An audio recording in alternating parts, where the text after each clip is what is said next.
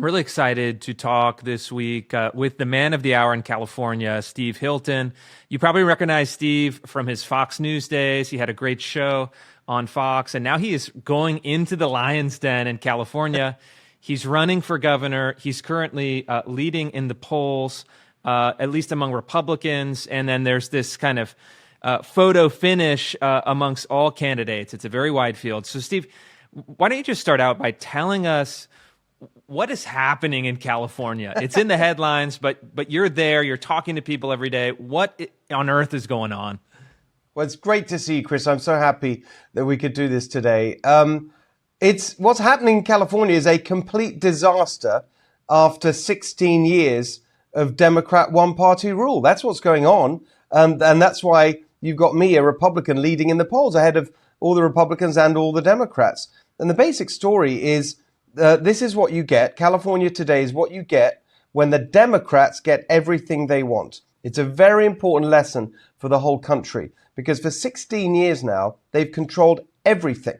They've had all the statewide elected offices, from governor on down, attorney general, all the rest of it. They've controlled the legislature, both chambers, with a supermajority that means that they can pass anything they want without any kind of Republican input. They've controlled all the big counties, all the big cities, absolute, total Democrat one-party rule. And what are the results? We have now today in California the highest poverty rate in the country, tied with Louisiana, the highest unemployment rate of all 50 states, the highest cost of living. Everything is the most expensive here. Gas, electric, groceries, housing costs, everything. U.S. News and World Report ranked California 50th out of 50 states for opportunity. Wallet Hub ranked as 50th out of 50 for affordability. Chief Executive Magazine, California 50th out of 50 states for business climate. On and on. I mean, that's not the end of the list. On almost everything that matters, we're not just doing badly in California, we are the worst performing state of all 50 states in America. That's what you get when Democrats get everything they want. We pay the highest taxes for the worst results. And that's what's bubbling up here. It's a real revolution. And I know people look at California and say, oh, it's such a deep blue state, so democratic. What chance does a Republican have? Because of the scale of their failure and the fact that I'm out there with a very strong positive alternative. I really think that this year we could get a major upset and you'll see a Republican governor elected in November. Yeah, and you know, we'll get to the electoral, but on this consequences, I noticed that your team with the Cal Doge kind of effort released a report about the scale of fraud. My team at City Journal, we just published a report this week about the scale of the fraud. And depending on the estimates, depending on how you calculate the numbers, which programs you include, at the very low end, we had something like $180 billion lost to fraud under Newsom. At the very high end, I think you had something like $400 billion lost under Newsom. These numbers are shocking. The scale of these numbers is almost difficult to comprehend. Can you walk us through what you found and what you think the true extent of the fraud is now? Yeah. And first of all, I just want to say thank you to you. I mean, it's one of the things I say on the campaign trail. Look at the energy that's now being focused on California. And I mentioned the fact that you're here and doing this incredible work uncovering the corruption and the fraud. It's another reason why I think that we're going to win this year. Just the level of attention and the volume around this total corrupt failing regime is just higher than we've seen before. I mean, what you've got going on, I think what I'd like to do is just talk about a couple of the examples that we've uncovered because they really illustrate the business model here, what's actually been going on. So the very first fraud report we did at Cal Doge, and I set up Cal Doge 2 months ago, shamelessly borrowing, of course, from Elon and the team that's still operating at the federal level, the California Department of Government Efficiency. Of course, we're just volunteers. I'm not elected yet. So we're just doing what we can with access to information, including public information, but also whistleblower tips coming in through our fraud line, califraud.com.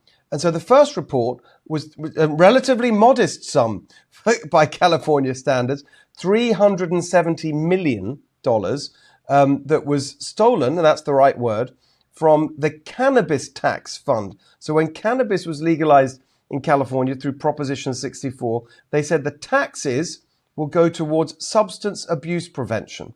Well, we tracked the money down, $370 million of that, parceled out in tiny grants to 500 plus nonprofits. And when you look at what they do by checking their websites and their annual reports, what do they do?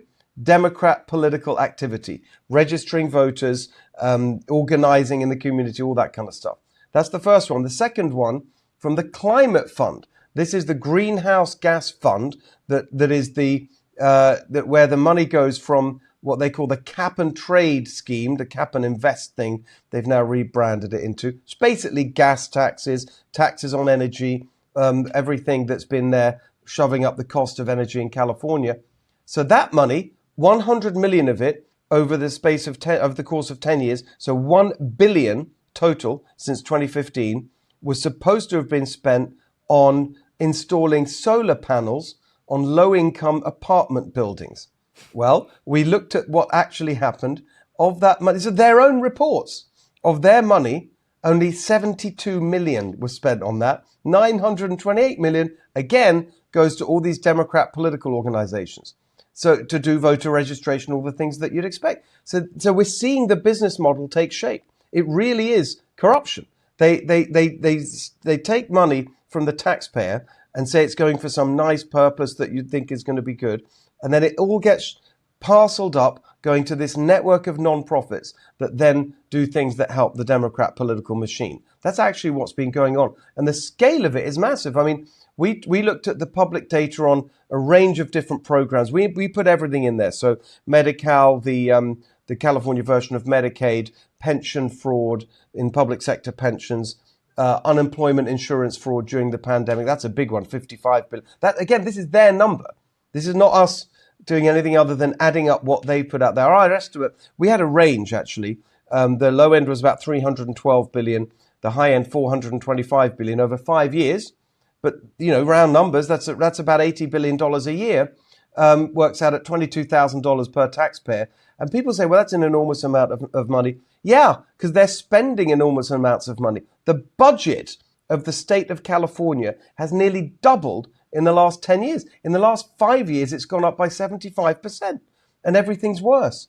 So it starts to answer that question. How is it that our taxes just keep going up and up and we pay the most in the country for the worst results? Because the money isn't going to its intended purpose at all. So here's the question that this raises to me, and it's a really difficult question. I'm not sure there's a definitive solution here. This is essentially how third world cartel states run. They harvest money from taxpayers. They extort businesses. They run all of this cash through the government out to all of their clients, their cronies, their propaganda outlets. And in California, we're talking about billions of dollars that is being stolen from taxpayers, distributed to this political machine that is, hundreds or if not thousands of nonprofits, tens of thousands of political activists, all of these entities that then know the Democratic Party pays my bills. I have to be loyal to the Democratic Party. How can we break that system? What is it going to take to actually muscle through? Or are the pessimists right in saying that the one-party state has solidified to such an extent that it can't be dislodged through kind of normal Mr. Smith goes to Washington politics? Right. No, it's a great question. The central question. One thing I'd just add, and you mentioned extorting money. There's another whole side of it that we haven't mentioned. There's something in California which is absolutely legalized corruption, which is called behested payments. Behested payments, where the governor and senior officials can literally, and this is what happens. They phone up a business and say, it'd be really appreciated if you gave $5 million to this nonprofit that I like, and including, by the way, with Gavin Newsom, his wife's nonprofit. I mean, that's just unbelievable. Which in turn recycles the money back and pays for his. I mean, it's just it is so brazen. You're right. I mean, that it is third world level. The fact that behested payments are legal, and of course the excuse is always, well, they have to publish it, and it's true. You can go to the the FPPC, the Fair Political Practices Commission website, and look up the behested payments. But by the time you do that, and even when it's done, okay, it's one day's bad story. They just move on. They don't care. They're so shameless about it. So the thing that is very important to understand about the structure here, and it's a very important part of how I'm running this race. I'm running for governor, leading in the polls, as you mentioned, but it's not just me. I'm doing something that's never been done before in California by a candidate for either party, which is put together a team in advance to run together. We're calling it the golden ticket. And there's a few members on it, which I can get to. The Lieutenant Governor candidate, Gloria Romero, a former Democrat, actually former leader of the state Senate, Michael Gates running for Attorney General. The one I want to get to is State Controller, highly relevant to this. The candidate is a great guy, Herb Morgan, highly qualified from the finance industry, sold his business to Howard Lutnick, really knows money, is exactly the kind of person you want. But the State Controller, under current California law, has the power to audit any organization receiving any state money and to stop the money, to literally cut off the funds if there's any suspicion of improper payments or anything like that. And so there's real power in that office. And so if you elect me as governor and you elect Herb Morgan is the name of the candidate as state controller, just the two of us, we can really make, even if nothing else changes, we can really start to clamp down. We can stop it getting worse. But of course, long term, what you have to do is make structural reforms. And we haven't even mentioned the unions, the government unions and the corruption around that and the trial lawyers. And, there's lots to get into. But specifically on this question of the budget, I mean, the centerpiece of my tax plan is a massive reduction in spending so that we can cut taxes, especially for working people. And people ask, well, how are you going to do that? Well, here's where we start. We stop all these improper payments in the billions and billions of dollars. That'll enable us to cut taxes. So we can do this pretty quickly, actually. And so what has the response been to your campaign from the left? Is this something that they are kind of waiting and seeing as the campaign unfolds? Are you already starting to get pressure, smear pieces? Can you tell us what it's been like for you personally? Because this is your first campaign for public office, as I understand it. It is. How's the experience been?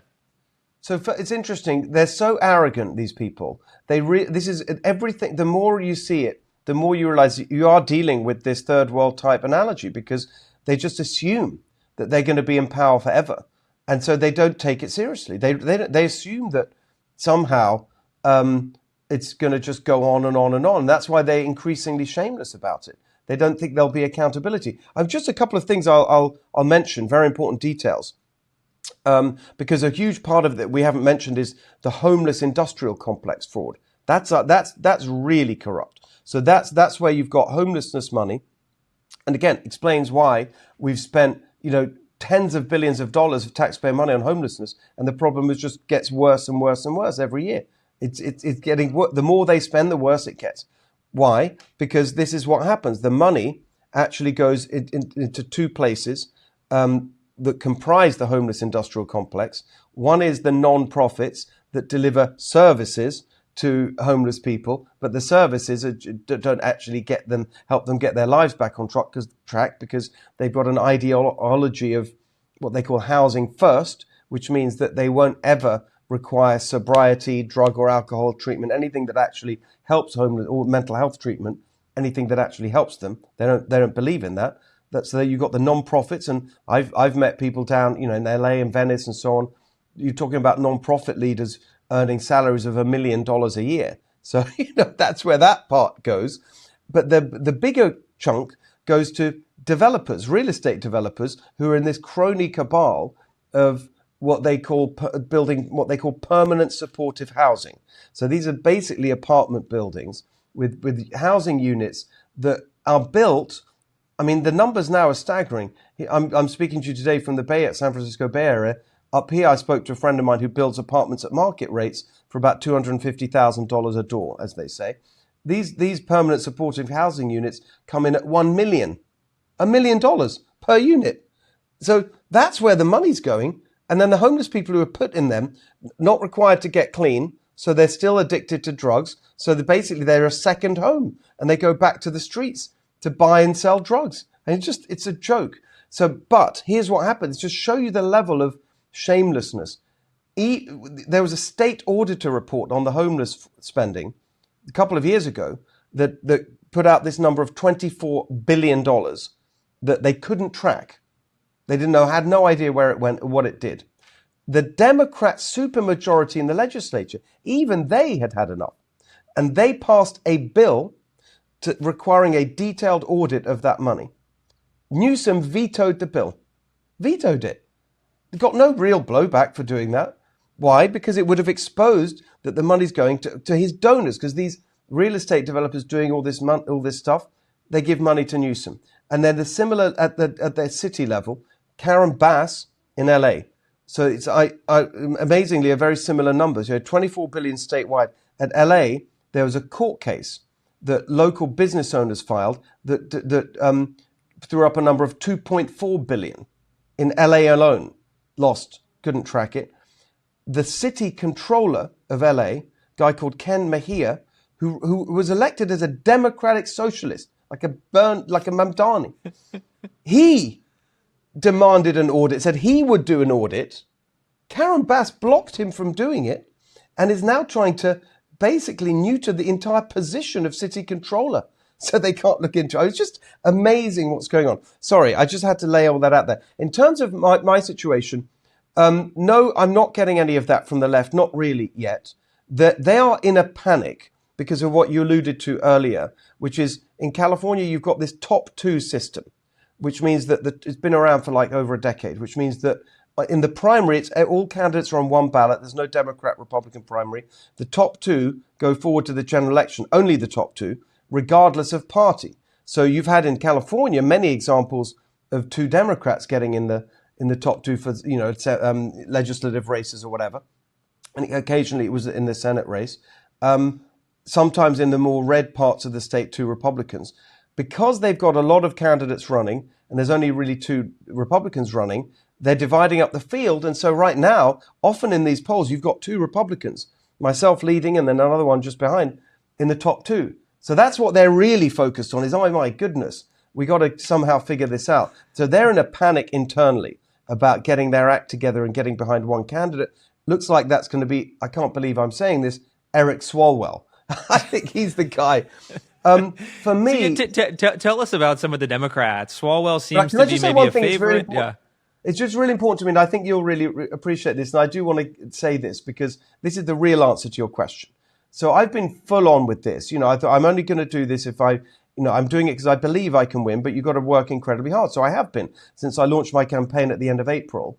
And it's been great. And people say, how is it? And I'm truly enjoying it. I travel everywhere in the state. It's a beautiful state, magnificent in every way. You meet amazing people. I love meeting all these great businesses and entrepreneurs that have done incredible things in all different fields. It's fantastic.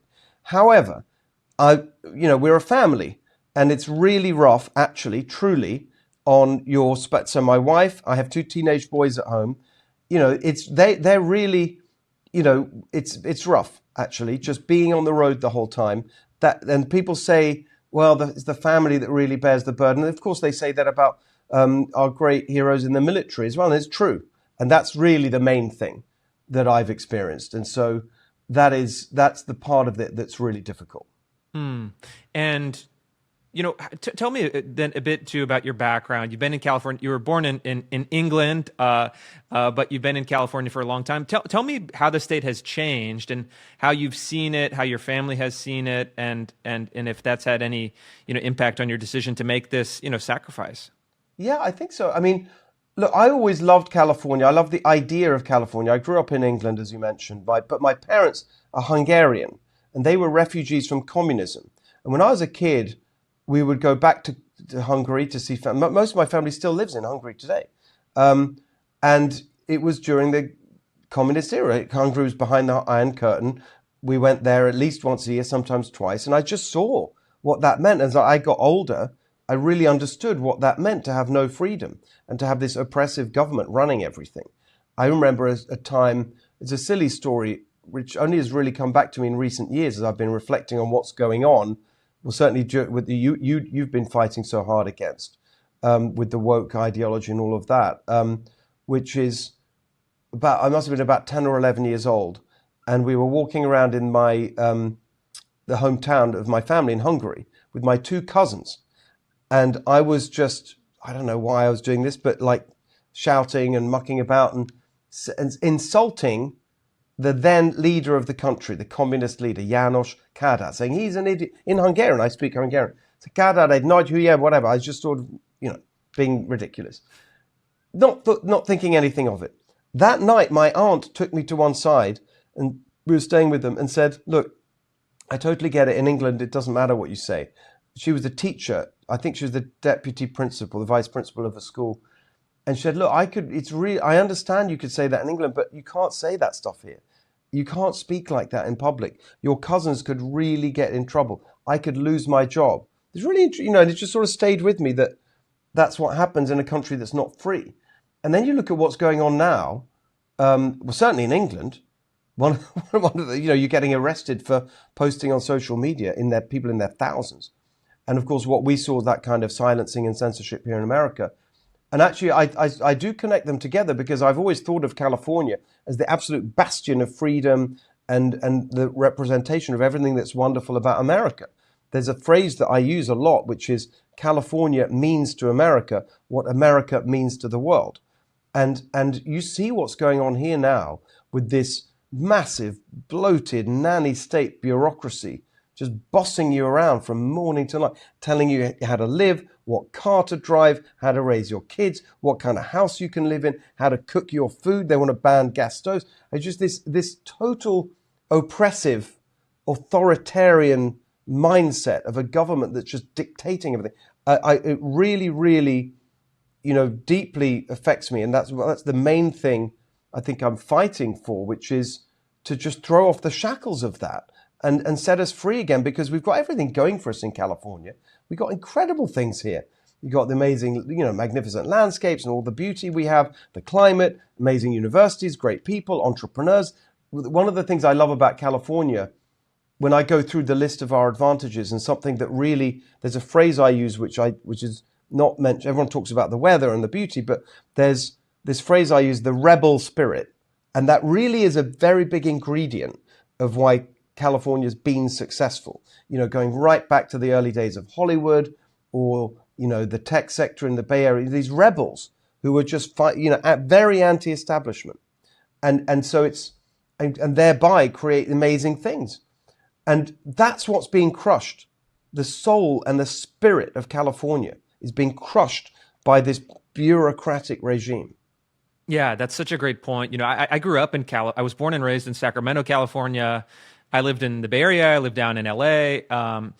Loved the state and definitely grew up with that California mythology, the mythology of the rebel, the entrepreneur, the pioneer, someone who is shooting for creativity or business or innovation, whatever it might be.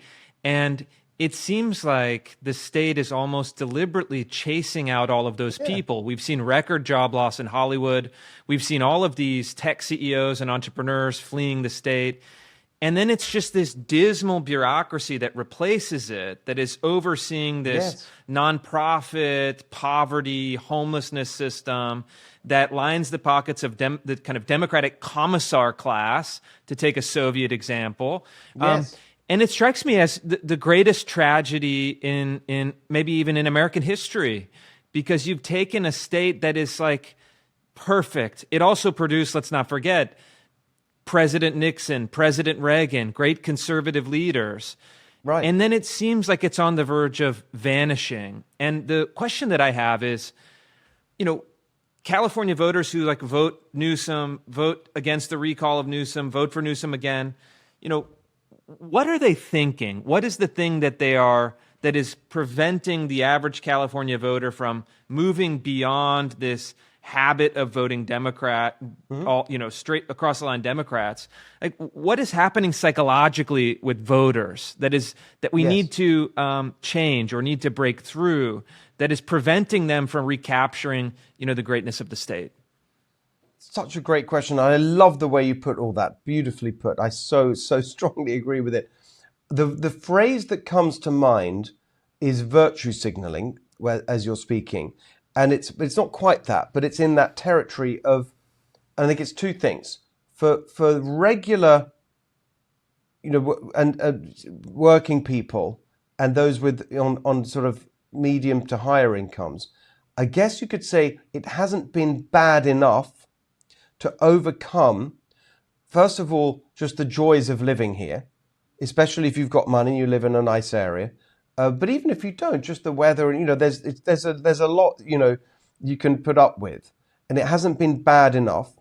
And then on the Democrat side, it's just been this sense of, well, they're the good guys, and I want to show that I'm a nice person, I'm a good person, so I'm going to, of course we vote Democrat. And it's a little bit a version of those yard signs, the kind of love is love, those the science is whatever, that ridiculous, literally virtue signaling.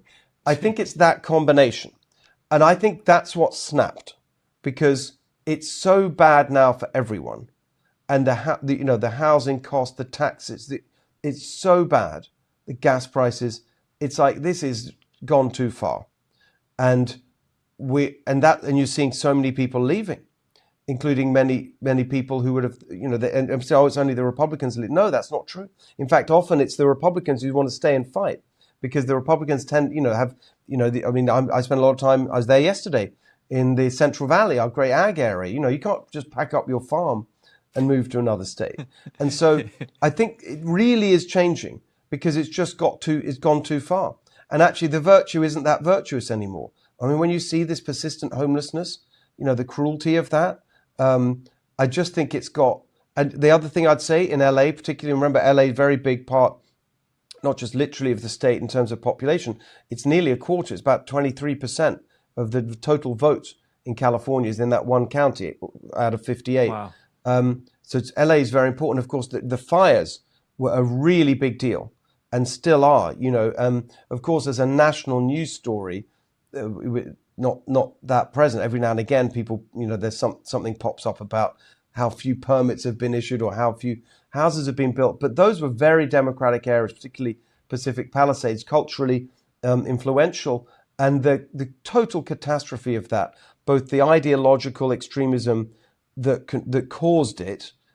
I mean, the failure to manage the forest and the brush, the focus on endangered species rather than extinguishing a fire, all of that stuff, plus the total incompetence and calamitous, disaster of the response, I think is waking people up.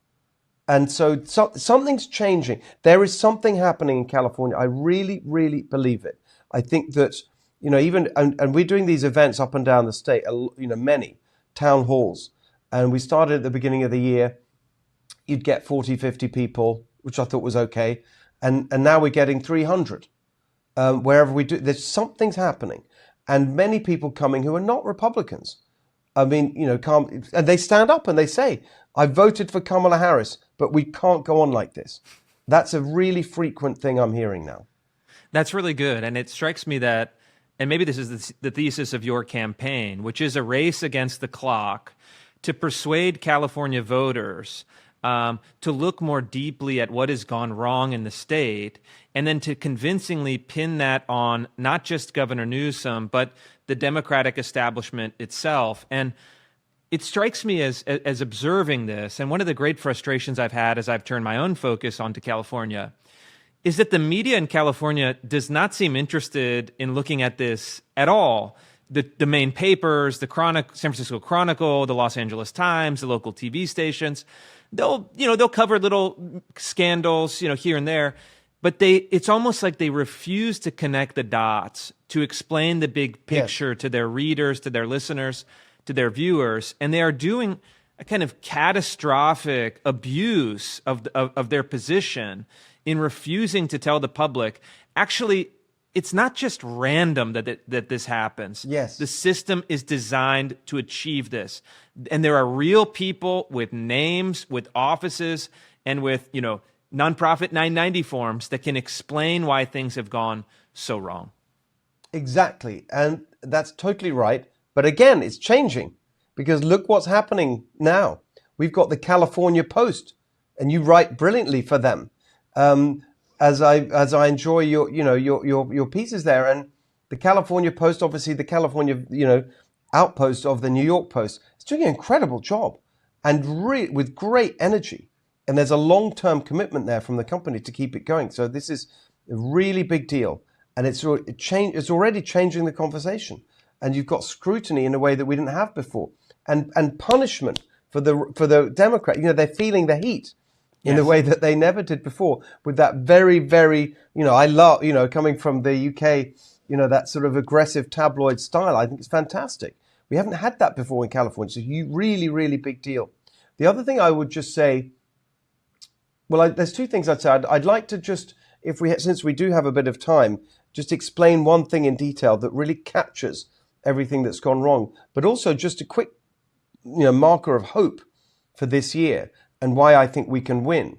It's all the things we've discussed, but from a practical point of view, it's an election. And in a midterm year, it's all about the turnout, who gets their voters out the best. And we've got two really important things on the ballot this year, thanks to the hard work of many grassroots organizations, including Reform California, run by my friend Carl DeMaio and others, the Lincoln Club of Orange County. We've got on the ballot this year in California, voter ID. That's really a big deal. Like whatever happens with the SAVE Act, voter ID will be on the ballot as a ballot initiative in November. Republicans really, really enthusiastically support that. That'll help us get the vote out. And another one that's got less attention, Save Prop 13. So Prop 13 was the original taxpayer revolt, 1978, Howard Jarvis. And it was a sort of cap on property tax increases and so on. Over the years, it's been undermined through all sorts of different loopholes being added. This ballot initiative restores those protections for taxpayers. So you've got two things on the ballot, voter ID and Save Prop 13, that are really going to help galvanize Republican turnout. The thing I wanted to just talk through, if I may, because it really captures this broken and corrupt regime in a way the best, is the issue of housing. Because it's the number one reason that people are leaving the state. We have the highest housing costs in the country and the lowest home ownership. And to your point that it's not random, it used to be the other way around. We used to have within living memory, the most affordable housing in the country and the highest home ownership. And people would flock to California, when we built that, in the golden age of building the suburbs and the freeways and the state water project, when we were like, go, go, go, California dream. And now it's all gone and it's all a nightmare.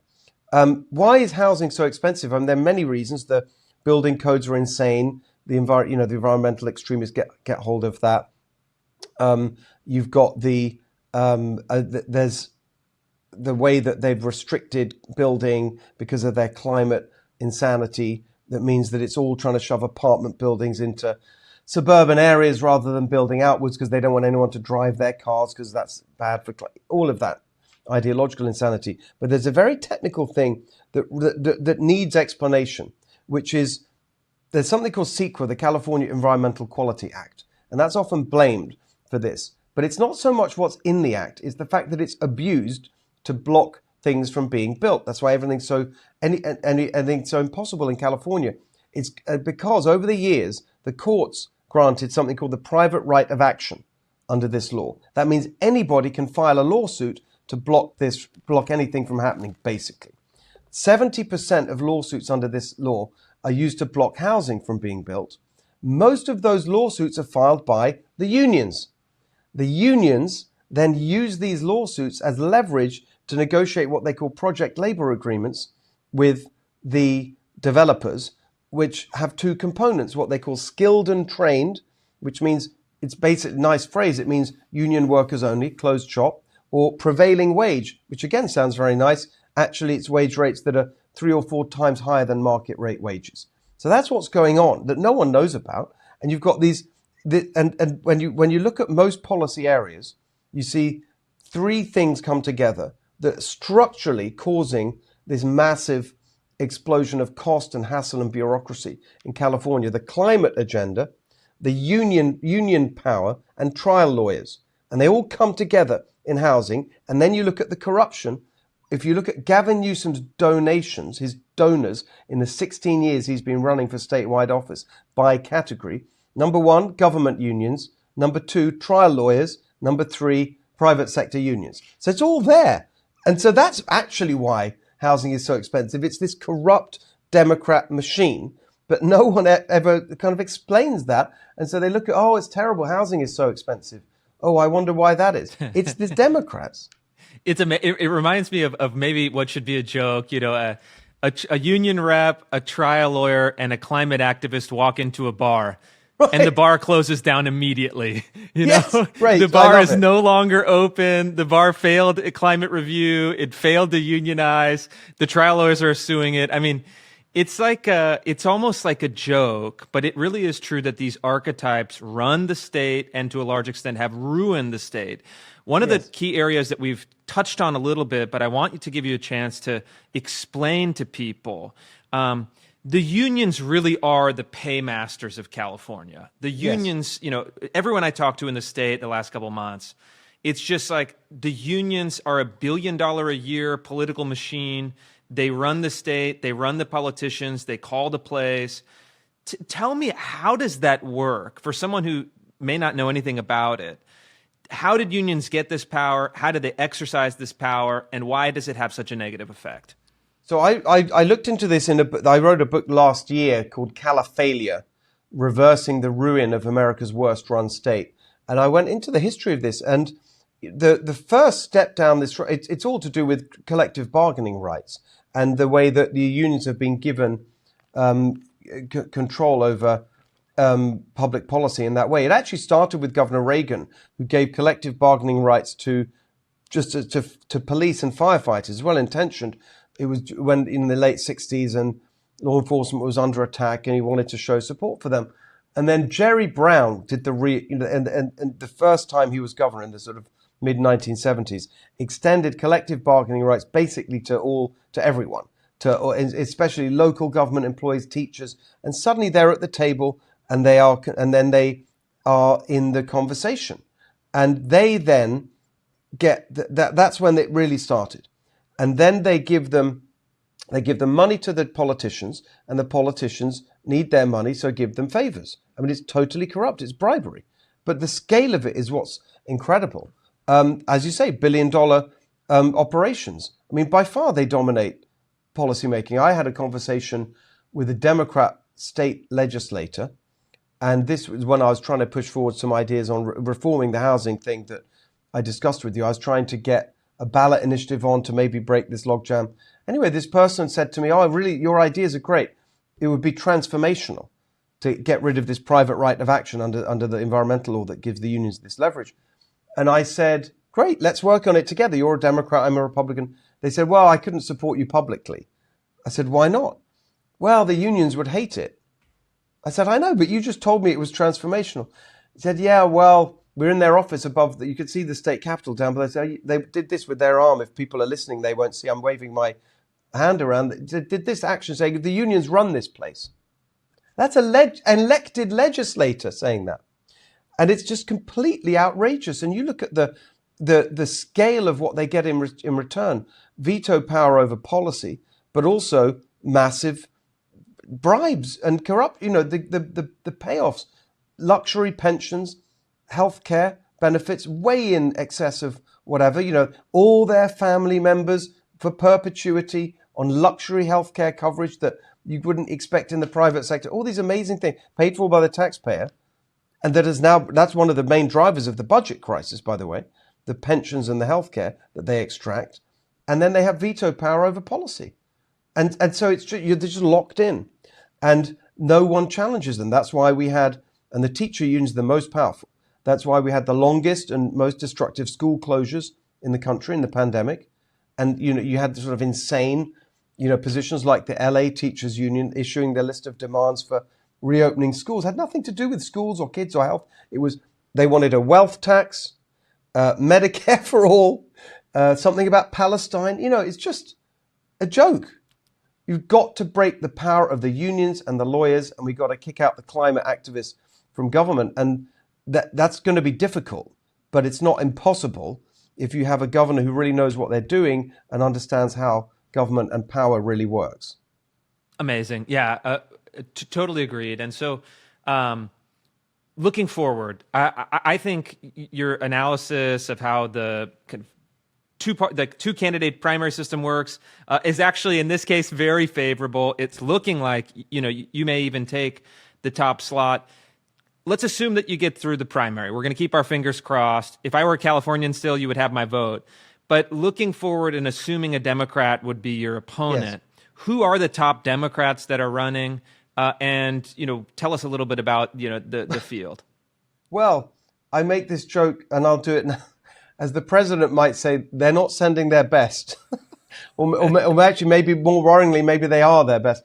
So this is real. This is and we've got another TV debate coming up in a few weeks' time. And now we had this ridiculous fuss the other week. You may remember when we've had one TV debate so far. Actually, I want to talk about that in a second. But the second one was cancelled because the LPDs, as I call them, the low polling Democrats, all made a fuss about being excluded because they were non-white. And USC cancelled the debate. That's not going to happen with the next debate. The next debate is the field that really is the field, because they've just excluded everyone who's below a really low threshold for polling. So it's myself and the other Republican, and then the three Democrats really who are in the field here. And there's it's too late to run now. This is it. It's Eric Swalwell, Katie Porter, and I can't say his name without saying his little prefix, the billionaire climate fanatic Tom Steyer. That's it. Those are your choices. Brutal. I know. Now, It looks as it, and for a long time it's been, the field's been, it's been pretty stable actually. By the way, Tom Steyer, goes on and on about tax loopholes and billionaires, who obviously benefits from them himself because we all had to publish our tax returns, and he has the lowest effective tax rate of all the candidates.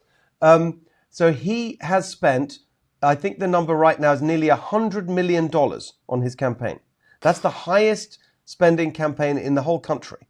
And he's gone from around 2% to 10 or 11%. So he's going to, there's a lot more where that came from. So there's a possibility that he will rise in the polls because the race is really just getting going. People, apart from Tom Steyer, haven't really been spending much money. It's a very big state, 13 different media markets or whatever. It's just hard to reach people. And so the election is just really about to start, actually, with real ads and that kind of activity. So Tom Steyer will be there with unlimited money. And it seems to me between Eric Swalwell and Katie Porter, the machine is moving behind Swalwell, if you can believe it. So you've got, in the last couple of weeks, he's picked up two really the biggest union endorsements, SEIU and the teacher unions, now backing Swalwell. He also picked up the endorsement of Adam Schiff, who's very close to Nancy Pelosi. And Nancy Pelosi still really is the power in the Democrat political machine, and everyone's waiting to see which way she goes. But it feels to me as if it's moving behind Swalwell. So I think we can probably expect, I mean, if you ask me what's the most likely outcome right now, I would say me and Swalwell in the general election. Wow, that is unreal. And it's so interesting because it seems like the Democrat machine is what's actually powerful. And they believe that the machine itself can essentially elect anybody, no matter how flawed. Eric Swalwell, Katie Porter, Tom Steyer. I mean, these are people that if you had a more evenly divided electorate could not win dog catcher. I mean, these are awful candidates. And so I guess the question is, it's the truth versus the machine. You're trying to reveal something true about the state of California, why it's failed, how it could be better. And the machine is going to try to shut that down and just force through an awful candidate. Yes. I guess, what are your thoughts in the last question here is, you're sensing a groundswell. What can be done to turn that groundswell into a majority? Kind of how are you thinking about that question? So the focus of my campaign is, and has been from day one, is the central issue for voters, for the majority of voters. And these things I'm going to say, they're really the manifestation of the structural problems that we talked about, the climate insanity and the lawyers and the unions and all that stuff and the machine and the corruption. What that has ended up producing is incredibly high costs and hassle for regular working people. And so my focus is on those outcomes for them and how I'll be different. And so my plan is very simple. We're doing these town halls, as I mentioned. There's, the branding on the banners that I stand in front is very simple. One word, Califortable. my plan to make our state Cal affordable. And it's very simple. We are going to end the Democrat climate insanity. So instead of $5, $6, $7, $8 gas, which we have now, $3 gas, that was my first pledge, $3 gas. We're going to end the ridiculous obsession with windmills and solar and all that. So we use California natural gas to generate electricity. So we will cut your electric bills in half. So it's $3 gas, cut your electric bills in half, your first 100 grand tax-free, no more free healthcare for illegal immigrants, so we can lower healthcare costs for you, a home you can afford to buy. That's it. So it's very simple, practical, positive policy commitments that each one of them has a serious reform plan, underpinning it. But that's the campaign, and it's very, it's got a broad appeal. This is not divisive. It's not ideological. It's just practical things that appeal to the vast majority of Californians who are really struggling. And so that's how I think we're going to do this. And then you add to that the turnout machine that voter ID and Save Prop 13 will be, and all of this volume of attention on the failing and the failings and the corruption. What you're doing, what we're doing with Cal Doge, just really highlighting for people just how outrageous it is that their money's been stolen and gone into these things. And you got the California Post and so on. I just think this is our year. I really feel it. I feel that this is our year to turn things around. Of course, I'm never complacent. I don't think it's going to be easy, but it's not impossible. I mean, if just a simple, looking at the votes, if you take the number of people in California who voted for President Trump in California in 2024, and you apply that to a normal midterm turnout, that's enough votes to elect me right there. Now, of course, we're not going to get 100% of a Trump turnout, but the point is there are enough Republican votes in California. That's before we even get to the independents and Democrats that I'm seeing coming to our events. And the final thing I'd say is that even for those who, and I found this argument is a very persuasive one for people who, think of themselves as Democrats, and it's not good, but I'm a Democrat. Very powerful argument to say, look, it's just not healthy to have one party rule for so long. And if you elect me as governor, they'll still probably control the legislature. I mean, I'm working on that as well. But, it's just time for a bit of balance. Balance is healthy. One party rule is not healthy. And that is very much a persuasive argument as well. So I'm very confident that we can do this. We really can. It's not going to be easy. The primary is in June. Ballots go out in May. It's quite soon. We've got to raise a lot of money, got to be out there fighting. But I'm very confident we can pull it off and save this beautiful state. Amazing. Well, Steve Hilton, I appreciate it. I'm rooting for you. God bless. And let's go save the great state of California. I love it. Fantastic. So great to see you. And thank you for what you're doing. Of course.